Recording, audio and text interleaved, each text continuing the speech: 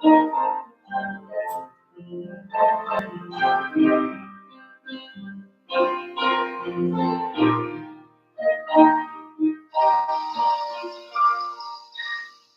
right, just a couple reminders for tonight Bible study prayer meeting at 7 o'clock. Trustees meeting after Sunday school next week, next Sunday. Then next Sunday evening, we'll be starting at 5 o'clock, and we'll be doing brief share ministry. And whether you lost a loved one, know someone lost a loved one, great opportunity to learn how to minister to them, as well as grow through any grief that they've dealt with, whether it's recent or not so recent. Many folks come here after the fact that they've lost someone, and so I'm sure they help with encouragement. So we'll start that next Sunday night at 5 o'clock. And just a video time, some discussion about video, and then there's some work to do after that as well. So make note of that. That'll be next Sunday at 5 o'clock in the Sunday school room. We'll be rearranging things a bit in there, so make sure you're aware of that. Our annual business meeting is a week Wednesday. Be much in prayer for that if you would. Morning mission tonight. I have a letter from the Ivies. Merry Christmas, Happy New Year. And they share that one individual went from a skeptic to a believer. The Lord has continued to work in the hearts and lives of those individuals attending. Anybody remember the name of the church that they planted? They are the multinational, keyword national, multinational ministry, Nation Baptist Church. And shares an account a couple of years ago. And Lucas said he didn't want to really hear anything about the gospel or the truth of God's love. He said his faith was in his business.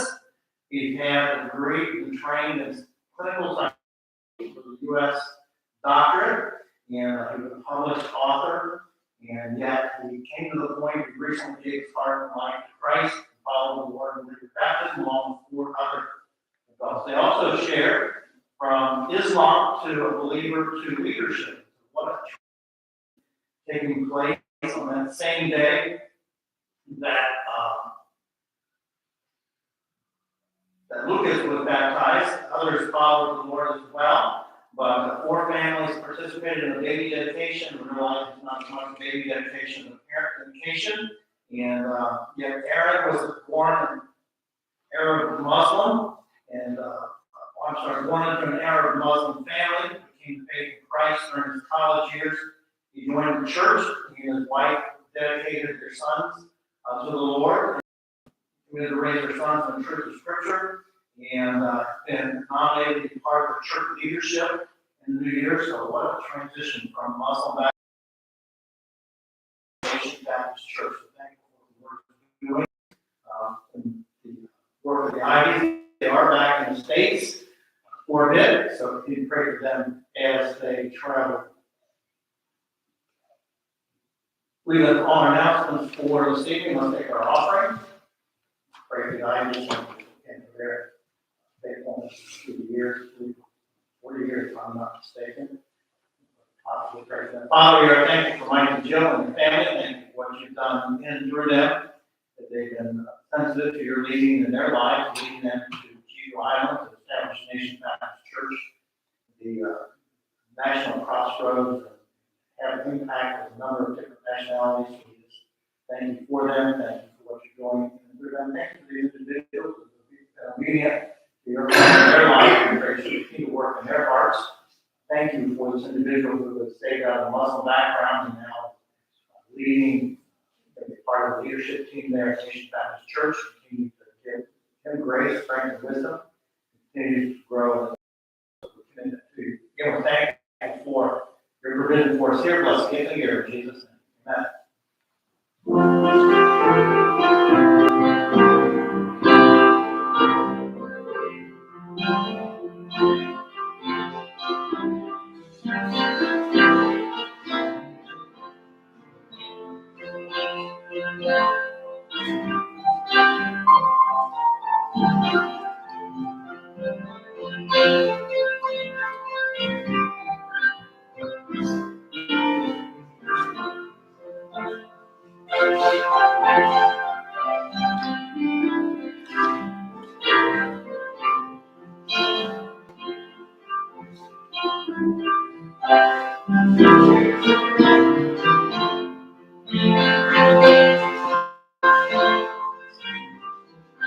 All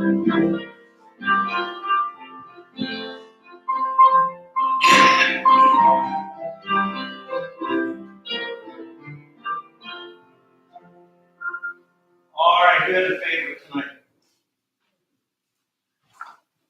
Everybody? Oh, okay, what? 805. 805?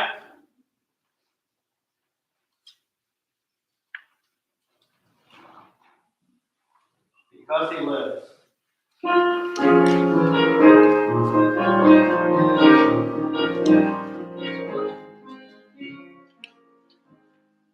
God sent his Son. They call him Jesus. He came to love.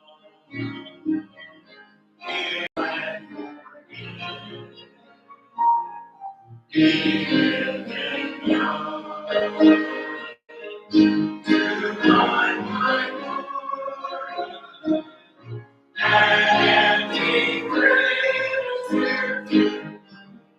Savior live. Because he lives, I can face tomorrow. Because he lives, all fear is gone. Because I know he knows my future, and life is worth living just because he lives. I think we have to read sing verse 2. Look at verse 2. No, you don't, I'm just kidding, you don't have to sing. The tailors can do the same, but maybe you guys sing 3 of them. How about we sing verse 2 as the last? Verse 2 is the last. Now sing to Lord, a newborn baby, and feel the love and joy. My greater sin, the common shore, is found in grace, certain days, because he lives. Because he lives, I can face tomorrow. Because he lives, all fear is gone. Because I know he knows the future, and life is worth living just because he lives. For singing verse 2, I thought about the reality. Often when I talk to my dad, we talk about the times that we live in, and he said, I don't feel bad for me. My years, my days are probably few, but who knows? He said, I don't really feel that sorry for you. Thanks, Dad. I said, I feel sorry for the grandkids, the world they grow up in. What does this hymn tell us? This child can face uncertain days because Jesus lives. He's alive, and we can be thankful for that. All right, another favorite tonight? 809. 809, and then we'll get Rita. What's that? Until then. Until then.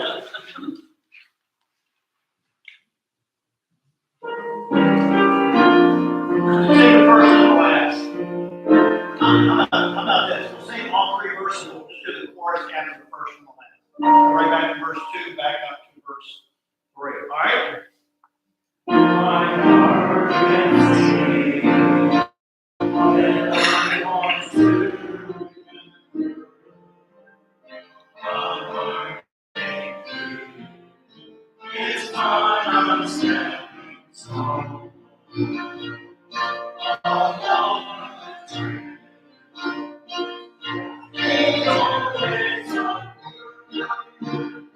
This strong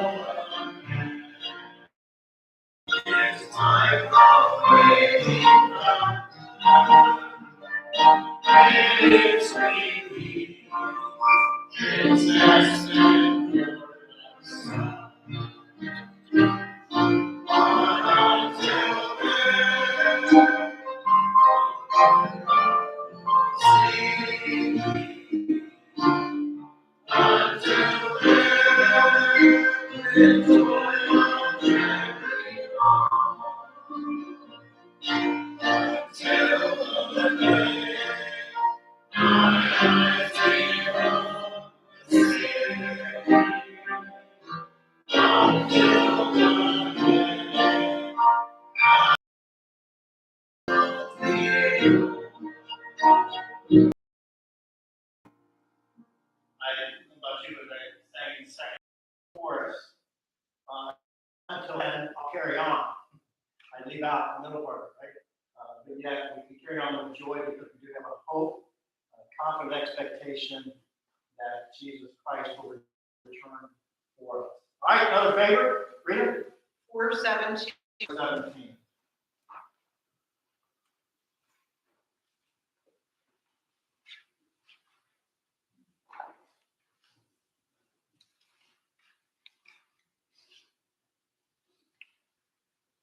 It is well with my soul. Sing the first, third, and the last.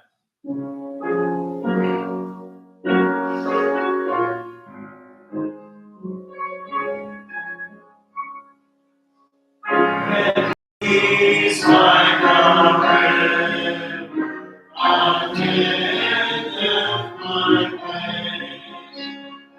Sorrows I see will was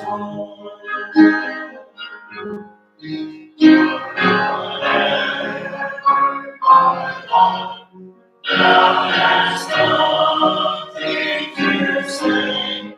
It is well, it is well with my soul. It is well with my soul. It is well. It is well with my soul. My Savior shall come.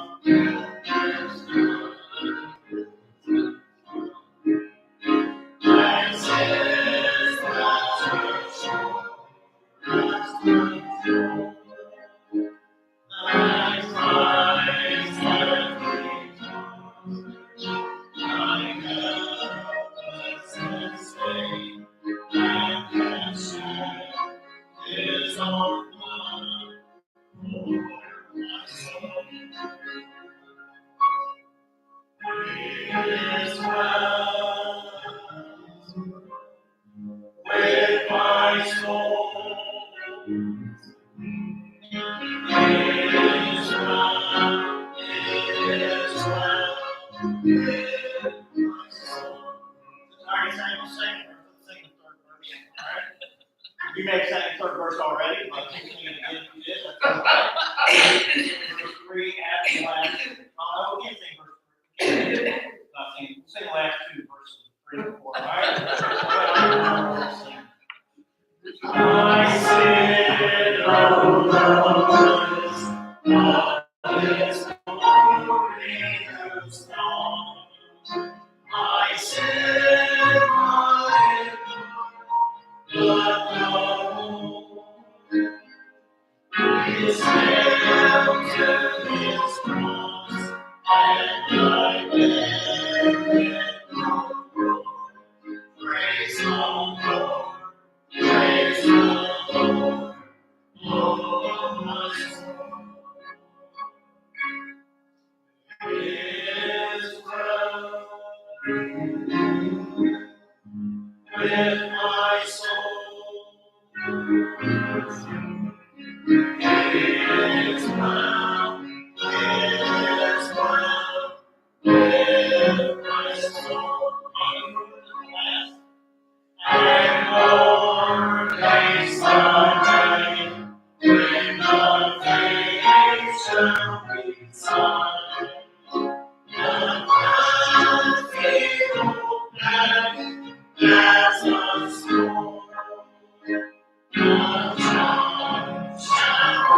son, and the Lord shall be slain.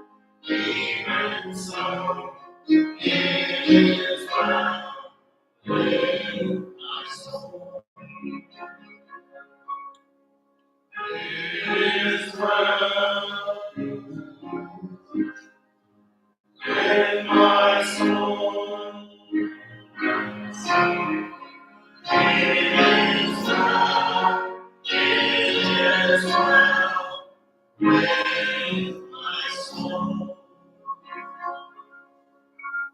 I smiled. I'm sure he will be watching with my music teacher in college, Barry Gerber, watching. I'm sure he will be both my grade. One more tonight. One more. He's the one that made us learn 3 verses of the Star Spangled Banner. And can't sing that song without thinking of him. Thank you for his impact and influence. One more tonight. One more. 187. 187. I think I know what that is. You've heard that, I believe, last. We'll sing the first and the last, all right? How about that? Not every member wants to know.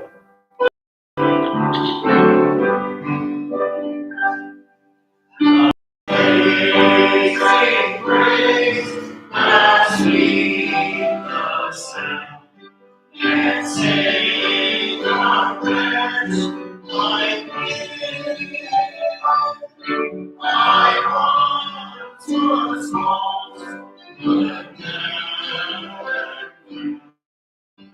now was blind, but now I see on the steps that and we've been there 2,000 years, shining as the sun.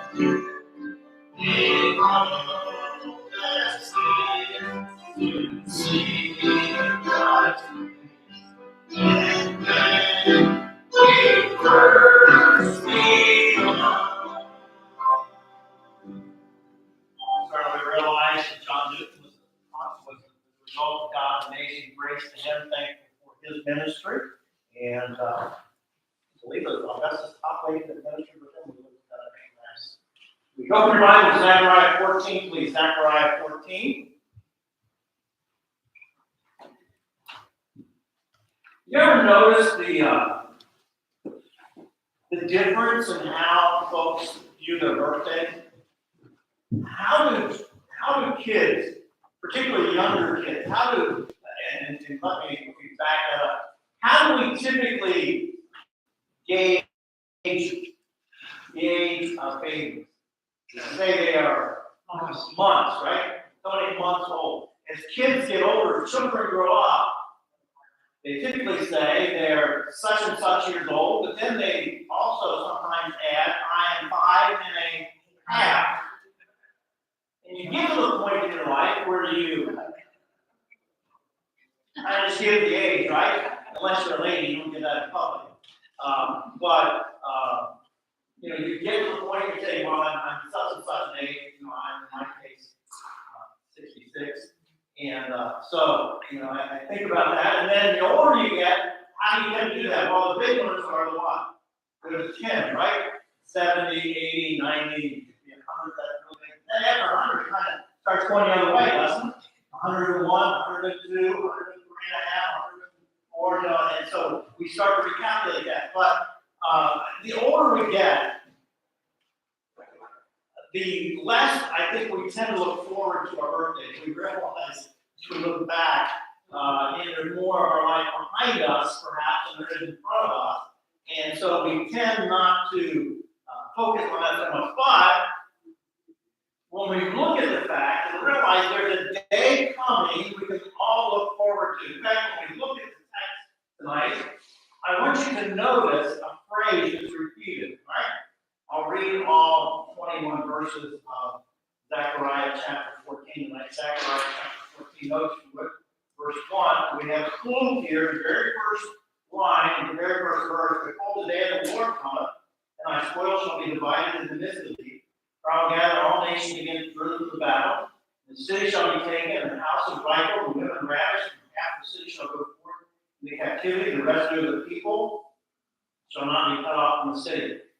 Then shall the Lord go forth and fight against those nations when he fought in the day of battle.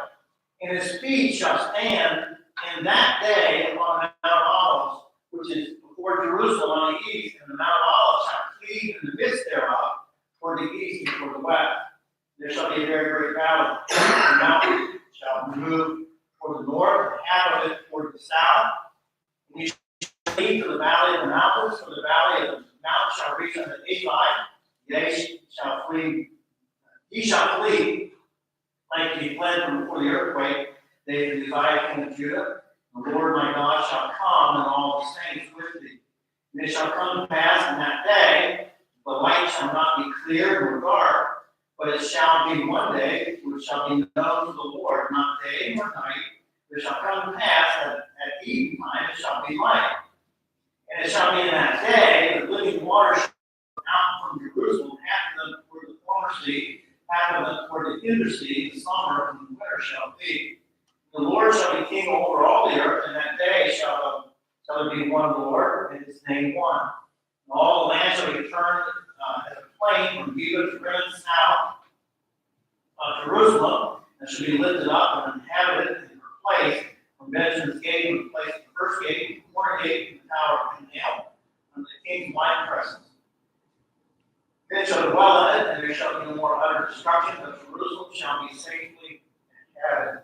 Significant phrase here. Lose the windows and inhabit around this text. Notice verse 12. This shall be the plague wherewith the Lord shall smite all the people that have fought against Jerusalem. Notice this description. Their flesh shall consume away, and shall stand upon, while they stand upon their feet, and their eyes shall consume away in their holes. Their tongue shall consume away in their mouth. But come to pass in that day, the great tumult from the Lord shall be among them, and they shall lay hold every one on the hand of his neighbor, and on his hand shall rise up against the hand of his neighbor. Judah also shall fight in Jerusalem, and the wealth of all the heathen round about shall be gathered together, gold and silver and apparel in great abundance. And so shall be the plague of a horse and the mule, the camel, and the ass, and all beasts shall be in these tents as this plague, like referred to back in verse 12. Notice there's a change in the tone and tenor of the chapter in verse 16. Shall come to pass that every one that is left of all the nations which came against Jerusalem shall even go up from year to year to worship the King, the Lord of hosts, and keep the feast of tabernacles. It shall be that whosoever shall not come up of all the families of the earth on Jerusalem to worship the King, the Lord of hosts, even upon them there shall be no rain, it is a great drought. Rain is very vital to the agricultural society. Those were 18. Family of Egypt go not up and come not, that have no rain. There shall be a plague where the Lord shall smite the heathen. Came not up to the feast of tabernacles, the feast of booths. Reflect on there. This was on the wilderness. This shall be the punishment of Egypt and the punishment of all nations that come not up to keep the feast of tabernacles. In that day shall there be upon the belt of the horse's holiness unto the Lord, the pot of the Lord's house, to be like gold for the altar to every pot of Jerusalem. And Judah shall be holiness unto the Lord of hosts, and all they that sacrifice shall come and take of them and see therein. In that day there shall be no more of the Canaanite in the house of the Lord of hosts. And so we look, and what is the phrase that's repeated here? It's referred to in verse 1, but then we see it referred to again, verse 4, verse 4, verse 6, verse 7, verse 8, verse 9, verse 13, verse 20, and verses 21. In that day, so a day coming, and a specific day, that something's going to happen, and we're going to look at that. Like now, when we look at this phrase, the day of the Lord that's mentioned here, it's not a 24-hour day. Think of day and night. It's not a 24-hour day. There's a future period of time in which the Lord's going to do some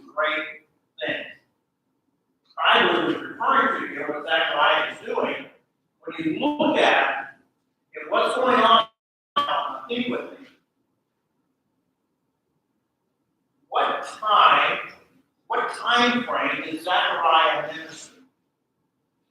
When did Zechariah minister? Remember? Go back to Ezra chapter 4.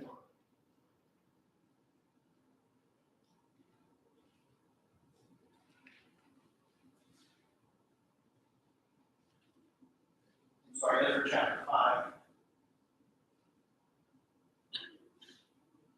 Ezra chapter 5, verse 1. What does Ezra deal with? What does the book of Ezra deal with? Now, put in Bible Project video up here. What's the book of Ezra? Babylon. With that? Return from Babylon. What was Ezra concerned about rebuilding? I'll give you a 50-50 chance. Sunday afternoon, I'm reading that one. Was Ezra concerned with rebuilding the walls or rebuilding the temple? Temple. Very good. So, they were rebuilding the temple. It was after the captivity, after the destruction of Jerusalem.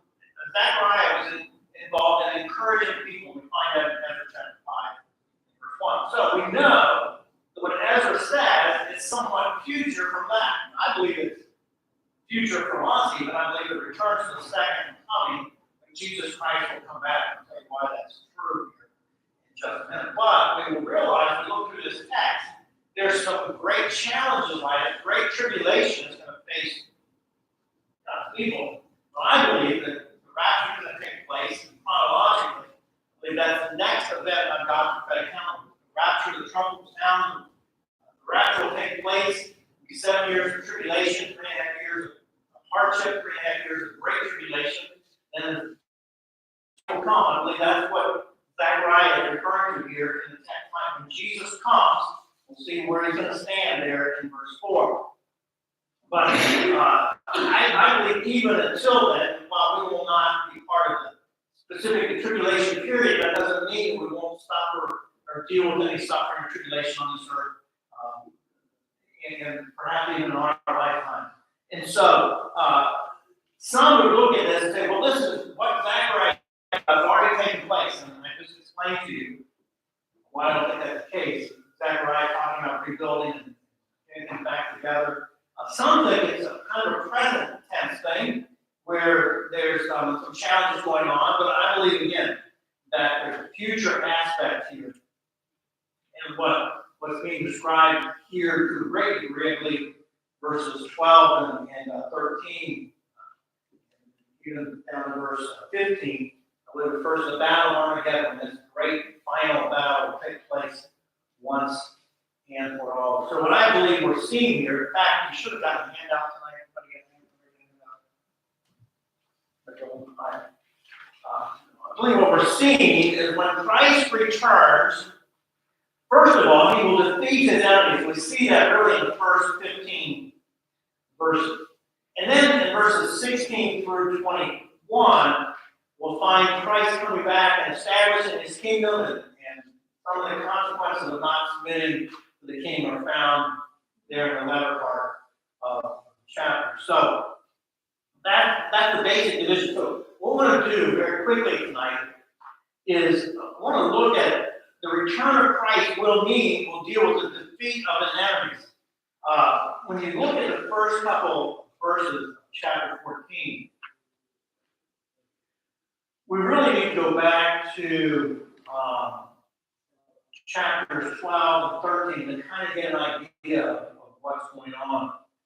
Look, if you would, chapter 13 in verse 9. And we'll see some of the tribulation, some of the challenges that come past chapter 13, that in all the lands, parts there shall be cut off and die. 1/3 shall be left. 2/3 of the people will die. Great challenging time. We find in 9, chapter 12, referring to the destruction of people that would go against Jerusalem, which is connected here with chapter 14. Shall come to pass, chapter 12, and verse 9. In that day, same phrase, referring to the same period of time, I will seek to destroy all the nations that are gone that come against Jerusalem. So we see this this destruction that's going to take place. So let's start to walk through chapter 14. We're not going to do this chronologically or sequentially according to verses. We're going to jump back and forth. But I want to look at this defeat. What are the enemies doing here? These enemies are coming in Jerusalem. They've had a certain amount of success in battle, but Zechariah tells us, "Behold, the day of the Lord cometh, and thy spoil shall be divided in this day." In other words, what's pictured here is Jerusalem enemies have come in and captured some things. So they're sitting there dividing things up, thinking that it's just a matter of time before they get everything else that's coming. But yet, if you look in verse 4, while these enemies are dividing the spoil, what happens? And his feet, and whose feet is he talking about? Go back to verse 3. Then shall the Lord go forth to fight against the nations when he fought in the day of battle. And his feet shall stand in that day upon the Mount of Olives, which is before Jerusalem on the east, and the Mount of Olives shall cleave in the midst thereof. So, where did Jesus leave from? When Jesus left this earth, where did he leave from? According to Acts chapter 1 and verse 9. Mount Olives. So, just the way that I reflect, I will return. So when he comes, I believe when he comes the second time, the second coming on the rapture, he won't come to the ground, he won't come to the earth. In the second coming, he will come, his feet will touch down on the Mount of Olives. I always love Jimmy Dion's description, and his feet will split the mountain, and we'll talk more about that in just a minute. But Jesus is coming back, and he's going to destroy his enemies. First of all, we're going to note 3 thoughts about this defeat. First of all, it will be a sudden defeat. We look and understand, they're thinking they're going, the enemies of Jerusalem are thinking things are going pretty well, and yet when Christ comes back, they will find out otherwise. But look at verse 12. And did you notice anything about the death and destruction there in verse 12? Look particularly in the middle part of verse 12. The Lord is going to smite all the people who fought against Jerusalem. The middle part of verse 12 tells us, their flesh shall consume away while they stand upon their feet. Their eyes shall consume away in their hole. Their tongue shall consume away in their mouth. What does that, any kind of a picture there of what might cause that? Oh my goodness. Yeah, there's a thought here that this is a nuclear energy that's causing this destruction here. And, these people are going to be on their feet, and yet this great destruction will take place. You look at verse 15, the same thing is going to happen to the animal. So we find that it appears as though this refers to a nuclear attack, or it could be a plague from God. Regardless, the result is the same in this sudden destruction. And yet, before that happens, look, if you would, in verse 13. Before that happens, it seems as though the enemy is going to self-destruct.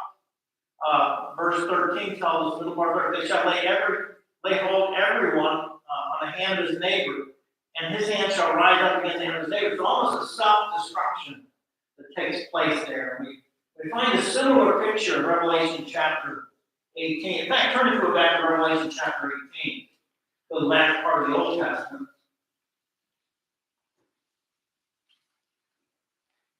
The last part of the New Testament. Revelation chapter 18.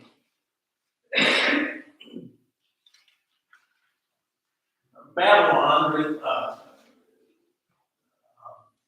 the symbol of evil in the New Testament and the book of Revelation, really gives a picture. Notice verse 3. Notice what Babylon says. Verse 3, for all nations drunk with wine and wrath and fornication. Skip down to verse 7. How much she had glorified herself and lived deliciously, so much torment and sorrow give her. For she saith in her heart, I have sinned a queen, and am a widow, and shall see no sorrow. Therefore shall her plagues come in one day, death and mourning, famine shall be utterly burned with fire. What we just talked about. The picture in Zechariah is similar to what a nuclear attack would bring, devastation there. For strong is she, the Lord God. For strong is the Lord God who judges her. So we see that similar parallel thought in Zechariah chapter 14. We see in Revelation chapter 18. So I think we can make that connection there. Now, the challenge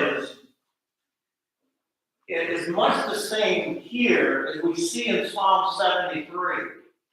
What do we see in Psalm 73? And I believe Psalm 73 really helps us have a good perspective on the day and age in which we live. Psalm 73, verse 3, kind of gives us a synopsis of what's going on here in the psalmist's mind, doesn't it? Psalm 73, verse 3, the psalmist says, "For I was envious of the foolish when I saw the what? Prosperity of the wicked." Zechariah and John in the book of Revelation, Zechariah records the prosperity of Israel's enemies. In chapter 14 and verse 1, they're dividing their spoil. John in Revelation chapter 18 talks about religious Babylon, talking about all the things she had really easy, but yet they both, all of Israel's enemies and ultimately our enemies, will suffer the same fate when Jesus Christ comes back to judge them. And we realize the psalmist's perspective there in Psalm 73 and verse 17. Until I went in the sanctuary of God, then I understood. Then understood I that it's important for us. We look around, do we see the wicked prospering today? Is it tempting to get envious of them? Is it tempting to get frustrated and wish something would happen? Well, we realize that their end is coming sooner than they think. And so we see that picture there in Zechariah chapter 14. Now, the application here is we need to recognize and we need to understand that it's going to be a sudden defeat. We need to make sure we're not deceived. We're not deceived in the following path of the wicked there. And so, God will win. How do we know that? We read the book, right? We know what the end is going to bring. We can be thankful for that. We can look around and see, here's the bad guys doing, but we don't really fret about that. And when we look at Zechariah, and we need to ask the question here: how can we trust? Let me ask it this way: why should we trust Zechariah's prophecy? Maybe an answer, back up and answer this question. Should we trust Zechariah's prophecy? Yeah, why? 2 Timothy says that we have the inspired word of God. All right. The inspired word of God, and he's spoken. We got to believe it. All right. All right, good. Good. Look, if you would, in Zechariah chapter 9, and verse 9.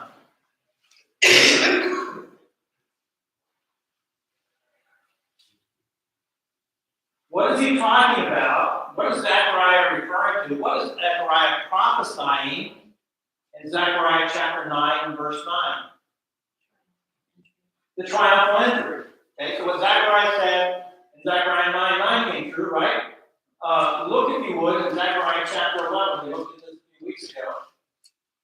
Zechariah chapter 11 in verse 13. What is it referring to? What's Zechariah referring to in Zechariah 11 verse 13? 30 pieces of silver, ring a bell? Exactly. The price that Judas would pay to betray Jesus. So, why can we trust Zechariah's prophecy other than the fact that it is indeed inspired by God? But what Zechariah said in the past has come true. So what he's saying here will come true as well. Again, time frame is yet future, but it will. We can rest and trust in that. Zechariah prophesied these things 500 years before they took place, before the triumphal entry, before the crucifixion, before actually the betrayal of Christ. And so we look and understand that we can trust the word he said. But yet, we also need to recognize that Zechariah is talking about this destruction that is pictured in verses 15,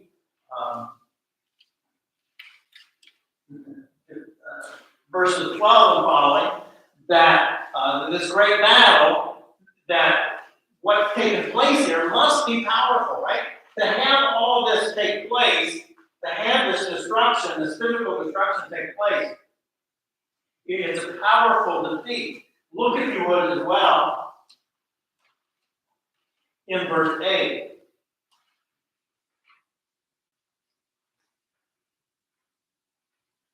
Well, let's back up to verse 4. And his feet, okay, I believe Jesus is going to come, his feet going to land on the Mount of Olives. It's going to happen. The middle part of verse 4 says, the Mount of Olives shall cleave in the midst thereof toward the east and toward the west. Be a very great valley, and half of the mount shall be moved toward the north, half toward the south, and so the mountain split. What's going to flow out of that?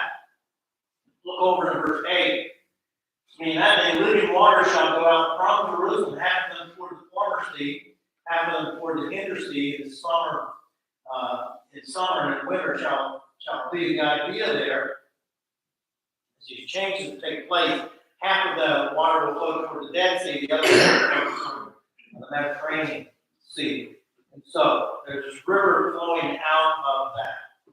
We also recognize verses 6 and 7 tell us there could be some drastic changes in the heaven. Now, typically, in the daytime is what? Light, right? In nighttime is dark. Good. But notice what Zechariah tells us in verse 6. Come to pass, in that day the light shall not be clear nor dark. There's kind of an haziness here. Verse 7 says, but it shall be one day which shall be known to the Lord, not day nor night shall come past at evening, it shall be what? It's kind of the opposite of what we think would be. So there's going to be this great change. The sun, moon, and stars will be dimmed, and just a cataclysmic meteorological event. And yet, I believe this marks really the end of the period of judgment that is going to take place. In verse 5, we find, I believe Zechariah refers to the deity of Christ. The Lord my God shall come. And both God and man is coming to earth. And so, he talks about the Messiah there in verse 5. And the Lord my God shall bring all the saints with thee. Now who's he referring to? Well, it refers to, I believe, the angels. You look at Matthew chapter 25, verse 31, 2 Thessalonians chapter 1, verse 7. And it also refers to believers. I'm thankful the Lord shall send with a shout, with the trumpet of God, the dead Christ shall rise first. And we're caught up together to meet the Lord in the air. So we look at the fact that what Zechariah is referring to here. But yet we also realize he's coming in bodily form, not just in spirit, but in bodily form. He came in the flesh, born that first Christmas morning, lived a sinless life, died a sacrificial death for us. And just as he left, Jesus tells us in Acts chapter 1, verse 9, he will return in like manner. So since he's coming back, we don't have to despair, we don't have to worry or fret or fear. Now, I want to go back to Zechariah chapter 1 for just a minute. And I want to look at kind of the theme of Zechariah and what he's referring to here. These names that are chosen, these names that are used in Zechariah chapter 1, verse 1, are not just random names. But notice, if you would, chapter 1 and verse 1, in the 8th month, in the 2nd year of Darius, came the word of the Lord unto Zechariah, the son of Berechiah, son of Iddo, the prophet, saying, now, let's look at those names. Zechariah means the Lord remembers. The son of Berechiah, the Lord blesses. The son of Iddo, at the appointed time. So God knew, God has a divine timetable. What we find taking place here, just according to God's schedule, that day will take place. It's already in God's calendar. Not only has got it circled, but he knows when it's going to be. And when we look at what's coming, and we look and see that the challenges there, and Zechariah has given us great what he said in the past, we take confidence in what Zechariah says in the future, we can rest and trust in that. So we see the picture there. Now, when we look at this battle as well, that's described in the last section here, verses 12 through 15, we realize this will be a defeat. Look, if you would, at verse 9. Verse 9. And the Lord shall be king over all the earth. In that day shall there be one Lord, and his name one. You know, what's part of the challenge that we deal with on planet Earth right now?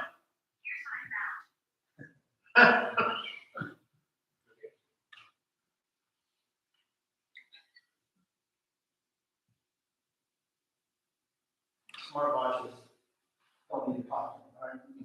But when we look, and where was it? We look and we realize that we see this defeat in verse 9. How many groups or power groups are in control of planet Earth at this point?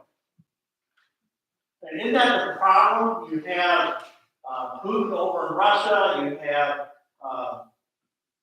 the Middle East situation and all that. You got lots of power struggles going on. And what does verse 9 tell us? In that day there shall be one Lord. Now, hold on, everybody will bow the knee, and we'll find out what will happen to those who don't in verses 16 and following. We realize that at the end of the millennium, Satan and his evil forces will be unleashed for one final battle. I believe this talks about the result of that battle here, verses 12 through 15. And that during the millennial reign, justice will be served immediately. Psalm 2, verses 8 and 9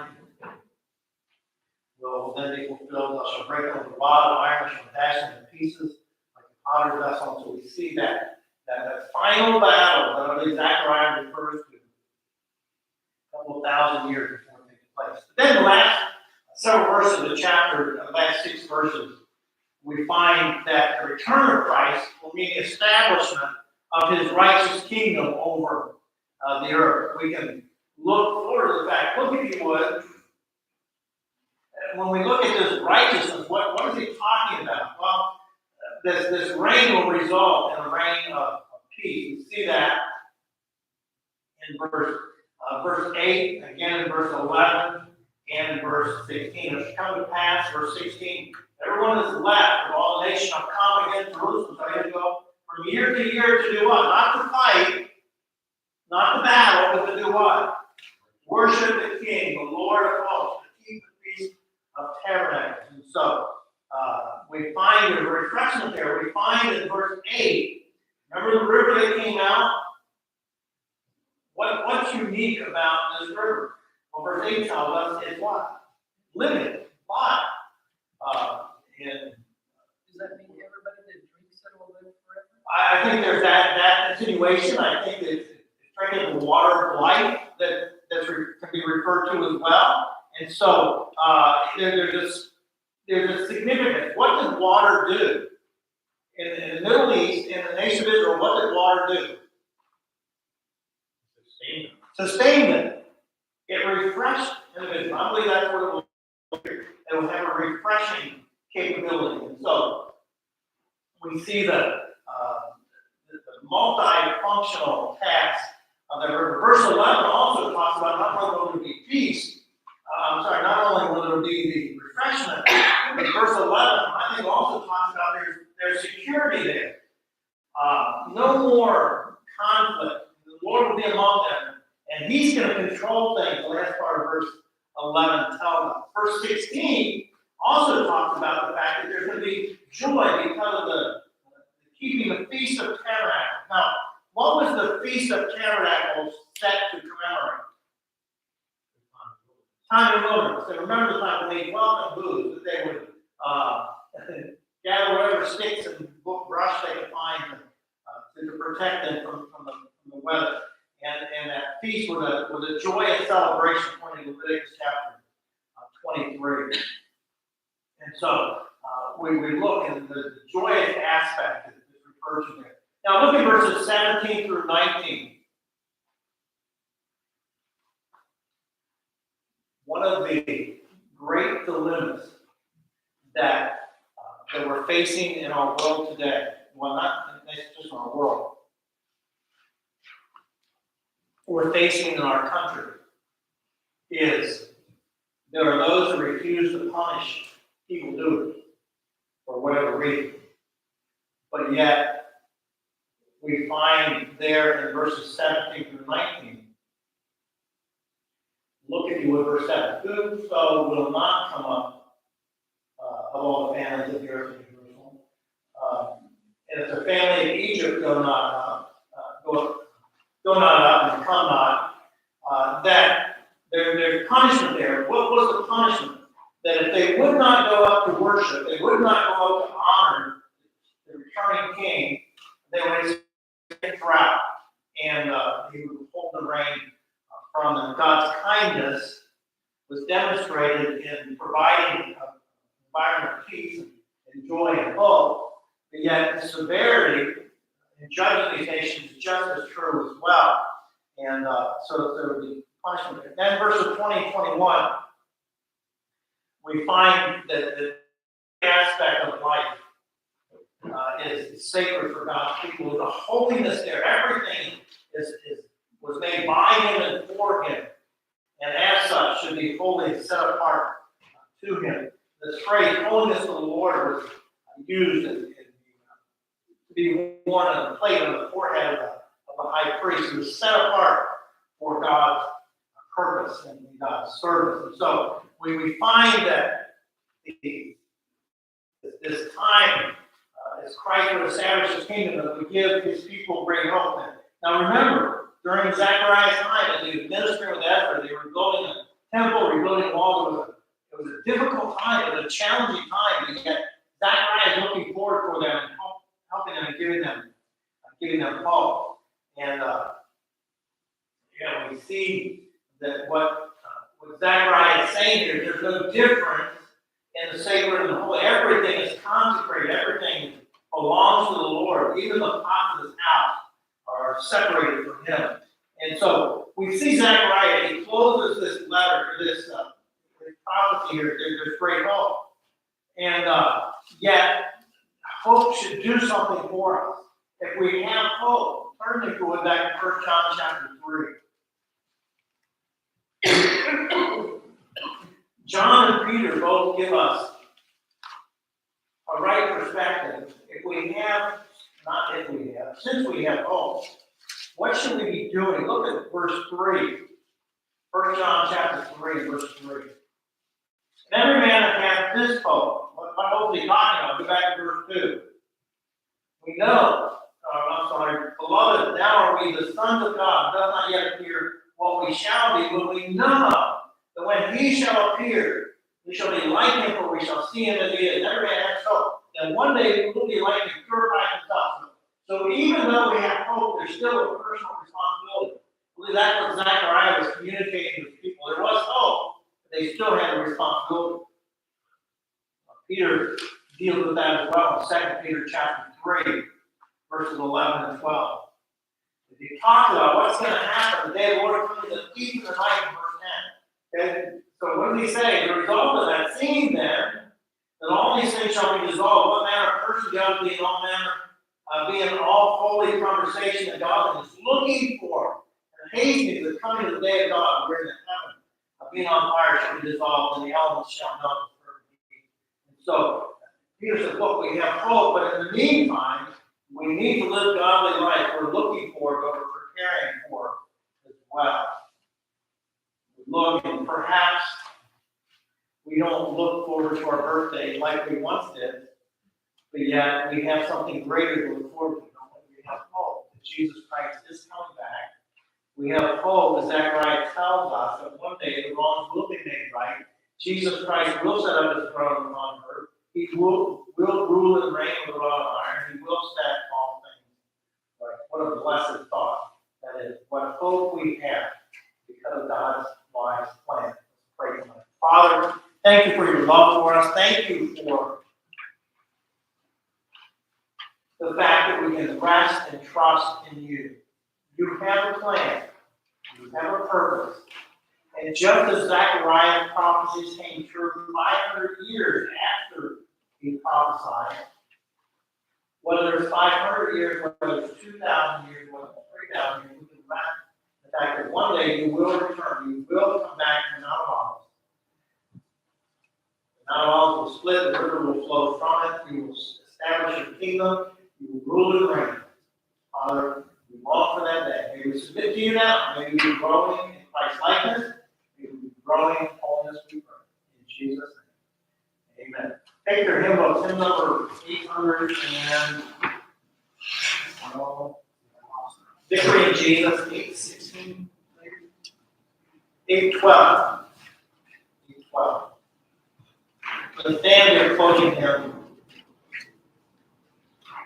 all the way to the back.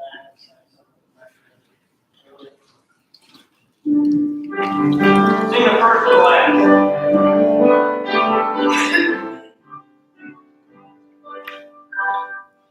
I heard an old story, how Savior came from glory. How he gave his life on Calvary, to save a wretch like me. I heard about his glory, all his precious blood on me, and I repented of my sins. Victory, oh victory in Jesus, my Savior forever. He sought me and bought me with his redeeming blood. Here I am, and all my love is to him. He plunged me to victory, leading the cleansing flood. I heard about redemption, His love for me and for me, and I heard about the streets of beyond the crystal sea. About the angels singing, and the old redemption story. And some speak they have seen the song of victory. Oh, victory in Jesus, my Savior, forever. He sought me and bought me with his redeeming blood. He brought me ere I knew him, and all my love is to him. He plunged me to victory, leading the cleansing flood.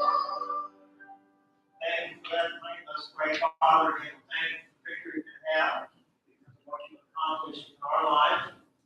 Father, you had victory over sin, death, and hell, and the grave. We look forward to that victory as well, accomplished on our behalf. We pray that this blessed night is taken in our own hands. You would look for under the weather, the June situation there, and the banks. You would give grace, strength, and wisdom there. We pray as well. Betty, progress this week, pray that you will be transferred to rehab, rest there, be back soon, situation there. Father, we commit all that to you in Jesus' name.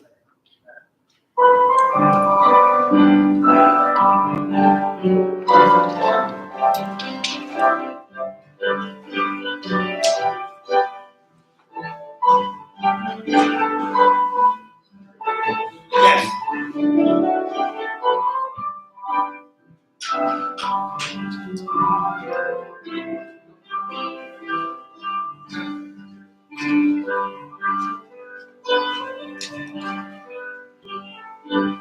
How was your week at work? Pretty good.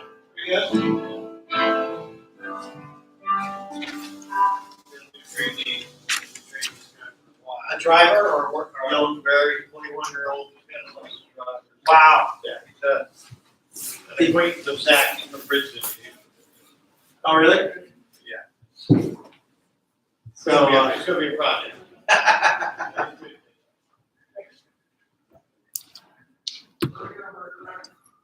yeah. And just